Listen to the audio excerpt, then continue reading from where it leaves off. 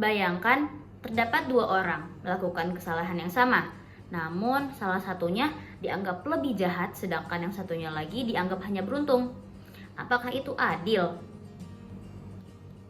Halo teman-teman semua, perkenalkan nama saya Nur Rahma Aidillah dari Prodi Ilmu Komunikasi Angkatan 2025 Universitas Mula Warman dengan NIM 25020560002.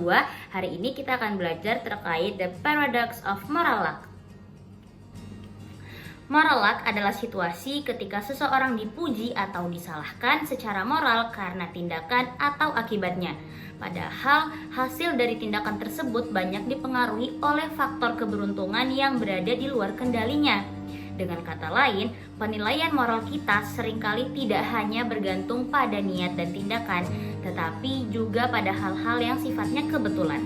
Nah, untuk memahami lebih dalam lagi terkait The Paradox of Moral Luck, saya akan memberikan satu contoh kasus berdasarkan pengalaman pribadi saya. Jadi dulu saya menempuh pendidikan SMA di asrama, dan asrama tersebut melarang siswa membawa handphone kecuali dengan izin yang jelas. Jika ada yang melanggar aturan tersebut, maka handphone yang dibawa akan disita oleh pengurus. Di sana banyak dari teman-teman saya yang secara sengaja melanggar aturan ini, tetapi tidak satupun dari mereka yang ketahuan oleh pengurus. HP mereka tetap aman, dan dari sudut pandang aturan mereka tidak pernah dianggap sebagai pelanggar. Sedangkan saya saat baru pertama kali membawa handphone secara sengaja, HP saya langsung ketahuan oleh pengurus. HP saya langsung disita dan saya pun dianggap sebagai anak pelanggar oleh pengurus. Teman-teman, disclaimer untuk pengalaman yang saya ceritakan barusan, mohon untuk tidak ditiru jika terdapat unsur-unsur negatif ataupun tindakan kurang baik di dalamnya. Cukup kita jadikan pelajaran saja. Dalam konteks filsafat, pengalaman saya barusan memiliki kemiripan dengan kasus dua pengemudi mabuk, di mana terdapat pengemudi A dan pengemudi B yang sama-sama berada di bawah pengaruh alkohol namun tetap memaksa untuk menyetir. Sehingga jika kita lihat dari sisi niat dan juga kecerobohan, keduanya setara. Dalam perjalanan, pengemudi A tidak menabrak siapapun dan lolos tanpa kejadian besar. Sebaliknya, pengemudi B menabrak pejalan kaki karena kebetulan ada orang di jalan dan tidak terhindar olehnya. Sehingga pengemudi B dihukum dan dianggap lebih bersalah. Padahal kalau kita lihat dari segi niat dan tindakan, saya dan teman-teman yang lain sebenarnya sama saja. Kami semua dengan sadar melanggar peraturan. Perbedaannya hanya pada satu hal. Saya kurang beruntung karena ketahuan, sedangkan teman-teman yang lain beruntung karena tidak ketahuan. Saya mendapat label sebagai anak pelanggar dan konsekuensi yang lebih berat bukan karena saya lebih salah, tapi karena pada saat itu keberuntungan sedang tidak berada di pihak saya.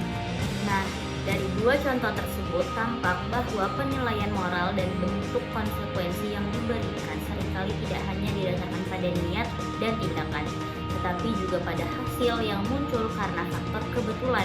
Dalam kasus asrama maupun pengemudi mabuk, orang yang melakukan kesalahan yang pada dasarnya sama justru mendapat perlakuan berbeda karena satu pihak lebih beruntung sedangkan pihak lainnya kurang beruntung. Dengan demikian, moral luck menunjukkan bahwa penilaian moral dalam praktiknya bisa dipengaruhi oleh hal-hal di luar kendali pribadi, sehingga tidak selalu sepenuhnya mencerminkan seberapa jahat atau baik seseorang dari sisi niat dan usaha. Dari sini kita bisa melihat mengapa masalah ini menjadi sangat rumit. Menurut prinsip logis dalam etika, seseorang hanya layak disalahkan atas hal-hal yang berada di dalam kendalinya. Berangkat dari pengalaman pribadi saya tadi, yang benar-benar ada dalam kendali saya itu adalah niat untuk melanggar dan keputusan untuk membawa handphone ke asrama. Dan yang di luar kendali saya adalah kapan pengurus melakukan pemeriksaan, apakah saya ketahuan, dan bagaimana saya dinilai secara sosial setelah itu. Maka dari itu, kembali lagi, jika kita melihat dari sisi niat dan tindakan, maka saya dan teman-teman yang melanggar sebenarnya berada di posisi yang setara. Kami semua secara sadar sedang melakukan pelanggaran. Dan disinilah muncul the paradox of luck. Di satu sisi, secara logika moral, saya dan teman-teman yang melanggar seharusnya mendapat hukuman yang sama.